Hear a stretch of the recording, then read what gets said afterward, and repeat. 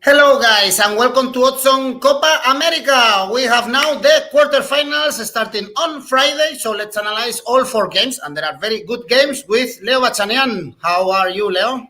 Hi Edu, how are you doing? I'm very good, very good. I'm really looking forward for this quarterfinals of the Copa America. Me too, because we are seeing the best version of Leo Messi, for instance, of Neymar in this Copa America. So let's see what we have in these quarterfinals. And remember, guys, leave a comment in the video, ask any question to Leo. You will have the chance to win a £10 free bet with Novibet. And if you enjoy our videos, don't forget, click the like button, subscribe to our channel, and click on the bell to get notifications when we do these live videos. So Leo, let's start, of course, for the first game we have on Friday, Peru, Paraguay. Peru, they finished at the end second of the group with Brazil. So hats off from Gareca's men. Actually, before June, Peru was completely doomed, and they were able to win one game in the road to Qatar. And in this Copa America, they collected 7 points. We always have to trust Gareca, and they have Carrillo in form. He scored the Yes, winner goal against Venezuela. Also, he scored against Ecuador. Remember that Peru was able to beat Colombia, so even if we see the odds with Paraguay favorite, odds 2.61, Leo, we've been saying the whole tournament that Paraguay have problems. We see it again. We saw it again against Uruguay. They lost 1-0, but they were worse than the Celeste. And the only victory they got so far against Chile, and of course against Bolivia. I don't know if you trust these odds for Paraguay favorite, or you don't see the Paraguayan national team that favorite against Peru. no, actually, contrary to the odds, I'm having Peru as favorite, Edu, definitely for this match, and mostly as well taking into account. Let's not forget that Miguel Almiron, the best player that Eduardo Berizzo has at his disposal, left the pitch injured against Uruguay. I've been reading the Paraguayan press. It seems to be an injury grade 2, the one who is suffering, the Newcastle player, which is likely to rule him out of this game. So that's a massive blow for Berizzo, a massive headache for him. And for Peru, as you said, finishing second in Group B. Edu, actually, they done the same, or the same happened to them, finishing second in the group in the Copa Americas in 2015, 2007, and 2004. But anyway, sometimes, it's nothing which could make you draw any final conclusions, because, for example, in 2019, when Gareca's team reached the final, they needed to wait for other results before knowing their destiny, and then from the quarterfinals, they completely transformed themselves. Actually, even though I'm saying yes, of course, that Peru for me is the favorite for this first quarterfinal, Paraguay has never been easy, Edu, for Peru in Copa America. Listen to this. Actually, the contrary, because they play each other 17 times, with Peru getting 3 wins and the Albirrojas 7 wins. The last two precedents are a friendly in 2019, which Peru won 1-0 with a goal from coming from Christian Cueva, and the latest precedent we have of Peru and Paraguay is the first round of fixtures on the road to Qatar. That one was a contested match, ended in a 2-2 in Asunción. You mentioned before Andre Carrillo. Well, Andre Carrillo scored both for Peru on that night, and Angel Romero did the same for Uruguay. Carrillo is having, I really agree with you, a very good Copa America. Although, if I had to say who's the best Peruvian player so far, I would say actually Andre Carrillo's best friend, who is getting the flashes in Gareca's team. That player is Sergio Pena. He's the one dictating the tempo in attack for Peru. Peña is only 25 years old. He has played all games of the Copa America so far for Peru. And this Copa America also, Edu, is resulting in a kind of a very well deserved reivindication for Peña, because he has been left out by Gareca of the 2018 World Cup squad at the last minute. So I guess he took that blow and used it as a fire to fight for his place 3 years after. You just need to look at his tears after the 2-1 against Colombia in the group stage, just to understand how much this means to Sergio Peña. For Paraguay, I mentioned very important blow with Miguel Almiron, almost rule out of the game. It's true that against Uruguay, the second half was something better in terms of display for Paraguay. They improved a little bit, but reality is that it was a very bad game for Berizzo's game. Again, Berizzo heavily criticized in Asunción. And actually, I was quite surprised, Edu, to hear after the match Berizzo saying that the idea is to keep playing the same way, because I repeat, was not a good performance at all from Paraguay, despite that they did a little bit better on the second half. As said, for me, Peru is the favorite for this quarterfinal match. Gareca is being long enough around to know what is it best for his team, and he has shown, Edu, that he knows, he has the know-how for this kind of stages. So I will be looking at Peru winning the tie inside the 90 minutes. We can see the odds there at 3.1. I will also look an Asian handicap of minus 0.5 for Peru, standing at 2.4 as well. All right, guys, there is very good value, as Leo says, for Peru to win this game, because for sure they are not the underdog for this game. We have two Argentinian managers, actually, with Peru and with Paraguay, Berizzo and Gareca. And Leo, the bookies don't expect goals. Actually, under 2.5 goals, the odds are only 1.53, whereas over is 2.7. You also expect a tight game, same as we saw Peru, Venezuela, or actually Uruguay, Paraguay. So their last games of both national teams, we saw only one goal in each game. Yeah, absolutely. Yeah, I'm not expecting a goal feast for this one. Very narrow margin for this game. As I said, Peru for me the favorite, and maybe taking their pass to the semifinals only with a one goal lead. Yes, I'm not seeing many goals coming in this game, Edu. All right, then let's go for Peru. And you mentioned favorites, and when we talk about favorites, we always have to talk about Brazil. Yes. Of course, Brazil, Chile in Rio de Janeiro. Chilean people are not very trustful about their national team. 5 points, they managed to get fourth only in the group stage. The positive thing for them is that they rested in the last game. This is very good, actually, in this kind of short tournaments. But their last game was a very, very, very disappointing game. 2-0 defeat against Paraguay. Remember that they've only won one game in the last 7 official games. It was the 1-0 victory against Bolivia. And Leo, they also suffered a lot, actually, in the second half to get that victory against Bolivia.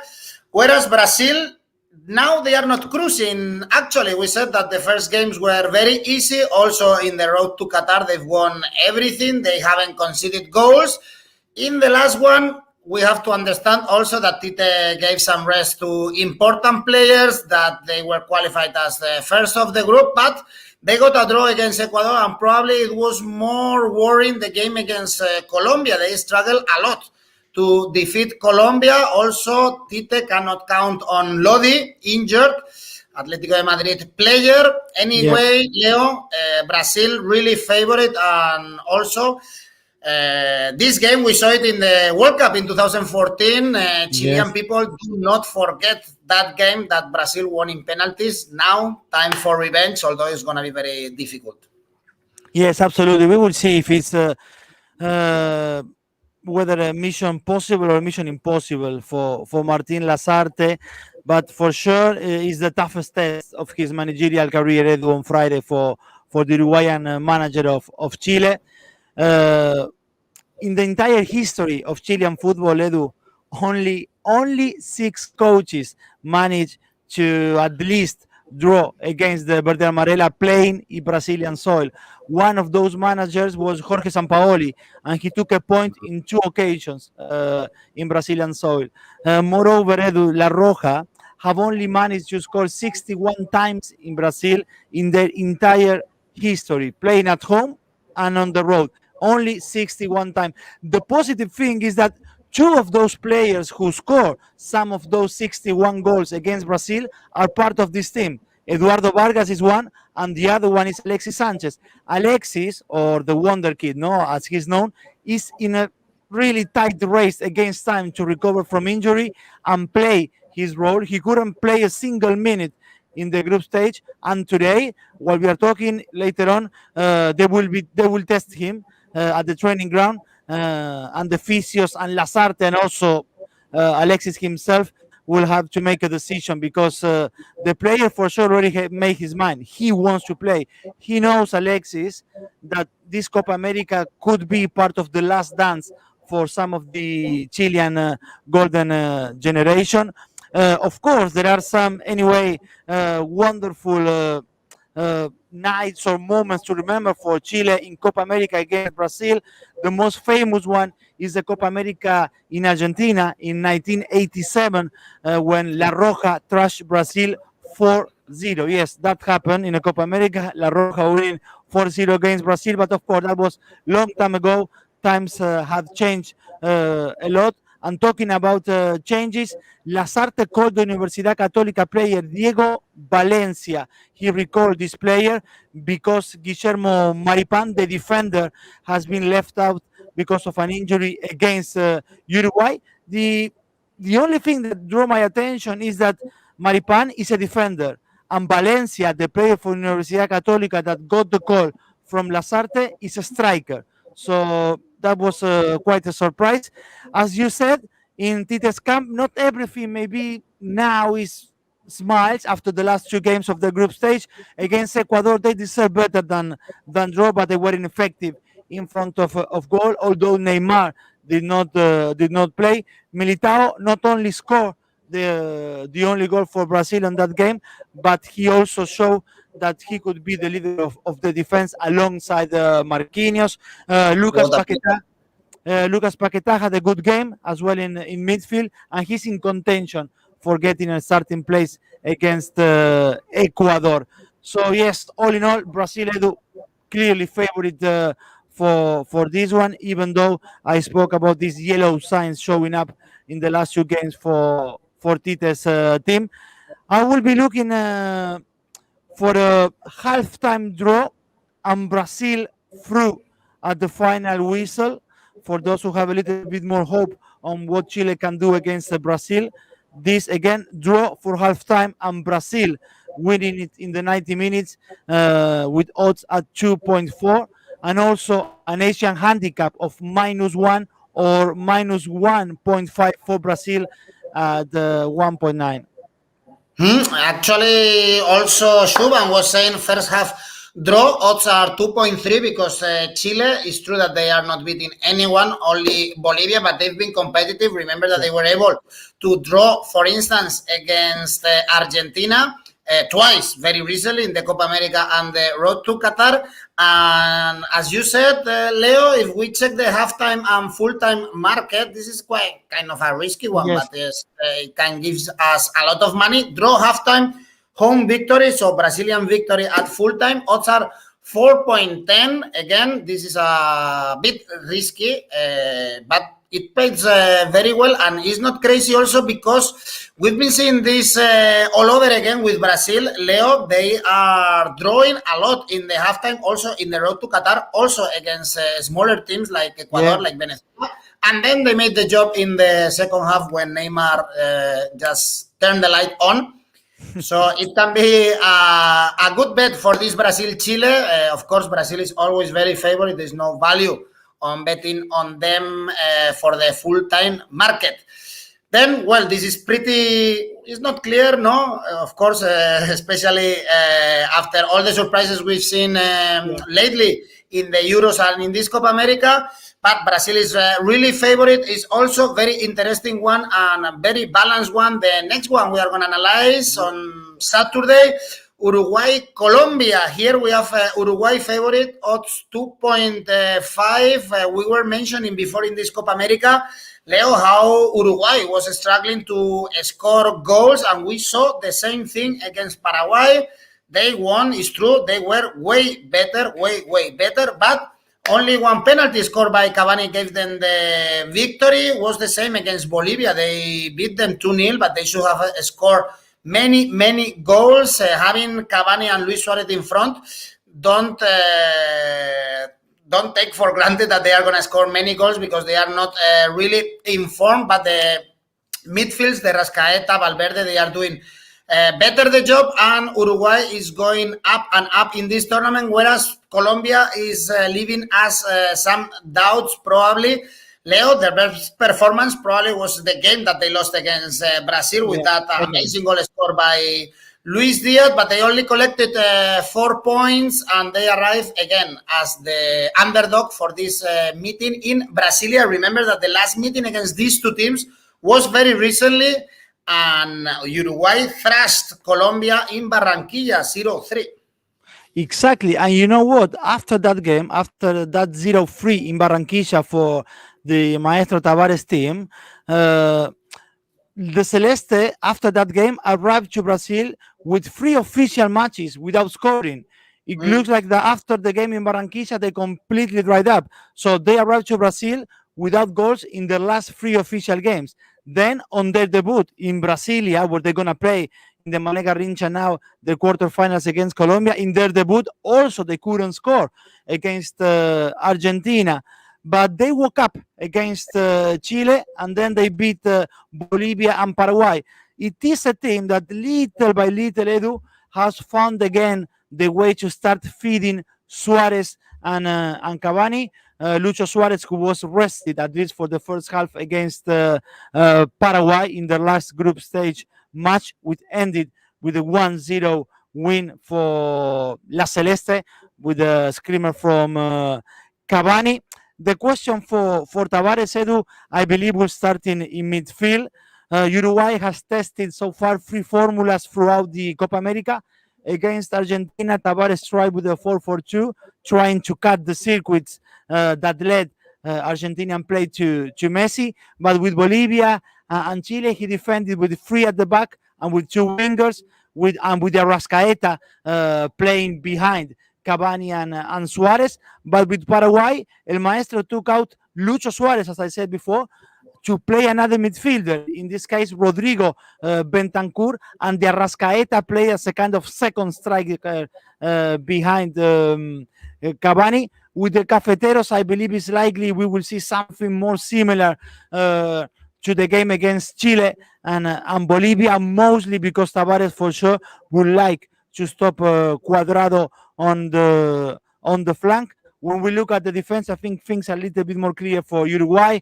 The center back couple, Godin and Jimenez. Actually, the first time, that Godin and Jimenez, they played together for Uruguay was against Colombia, but in the World Cup in 2014. That day, Jose Maria Jimenez was only 18 years old. Yes, we are doing like that because it's true. Colombia won that game 1-2 with an amazing goal from James Rodriguez.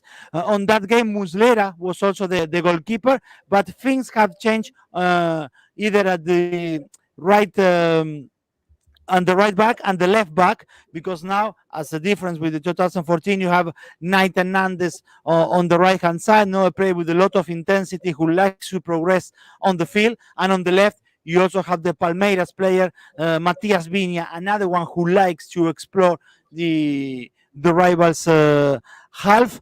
And when it comes to Colombia, also we have seen a team who has been changing names and tactics, but I think we will see something very similar to what Rueda chose against Brazil, where Colombia, as we mentioned, played their best at least 45 minutes of the Copa America. Duban and Rafael Santos Borré were the strikers on that night. I believe they will start again against Uruguay, although Rafael Santos Borré could also play a little bit behind Duban Zapata, closer to the midfield than to the Atalanta striker, with Wilmar Barrios in front of their defense, with Cuadrado on one side and Luis Diaz on the other side. Anyway, Edu, Uruguay the favorite for this quarterfinal for me. I agree with those odds. I will look at goals over 2.5 as well, with the market at 1.75, and also an Asian handicap of minus 0.75 for Uruguay with odds at 2. Okay, you give Uruguay as the favorite. Actually, Yes. if we go for over 2.5 goals right now, the odds are even higher, 2.74. So there Yeah. is There some you money go. to be There you made. go. Yeah, because the under it pays only 1.53, so the bookies don't expect many goals. You mentioned Duban Zapata. He's not delivering for No. Colombia. Even if we are seeing, actually, Atalanta is the team in the Euro who's brought more goal scorers Yeah. in Europe, because the Atalanta players are scoring for every national team, but not Zapata. The star of Atalanta is not delivering for Colombia. And also, we have to remember that the last time they met, this 0-3, was the last game for Queiroz. Then Colombia changed the manager, and now is Rueda in charge. The biggest game so far for him, of course, against the Celeste. And Colombia is not favorite. Let's see if they can deliver. Otherwise, there will be again more controversy about his list without James Rodriguez, who is Oh posting on yeah. social media how he's enjoying the holidays with the child.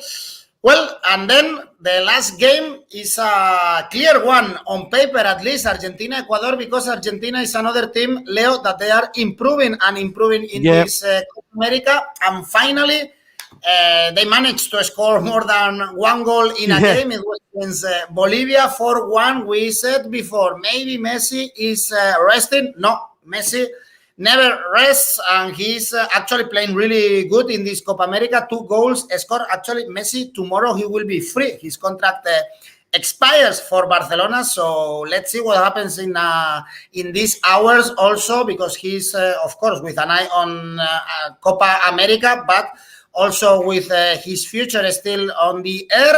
We talk about Messi, but also Papu Gomez, second goal for him in this Copa America, very important for Argentina. Remember that they were able to beat Paraguay, Uruguay, having many chances, but they were not scoring. Actually, Agüero this time was Messi's Yeah. couple against Bolivia, and it works. And now they face Ecuador, only 3 points. Leo, they were doing a very good road to Qatar, but in June they are not good. Actually, 3 draws, no victories in the last 6 games. So everything here leads us to an Argentinian victory. The opposite will be a huge surprise.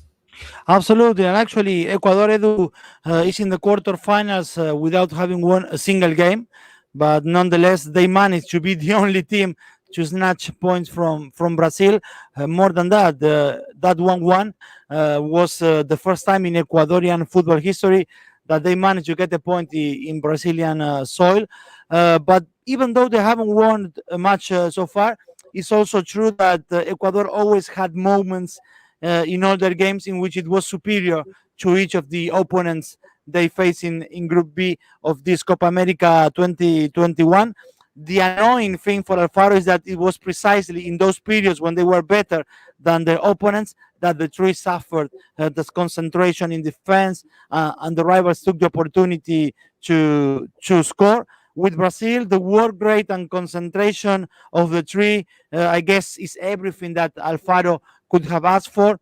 I mentioned before on this show that Alfaro was very upset with his players not being 100% focused. But I mentioned those horrible 10 minutes in the second half they had against Peru. But against the Verde Amarela, we have seen none of those concentrations in defense.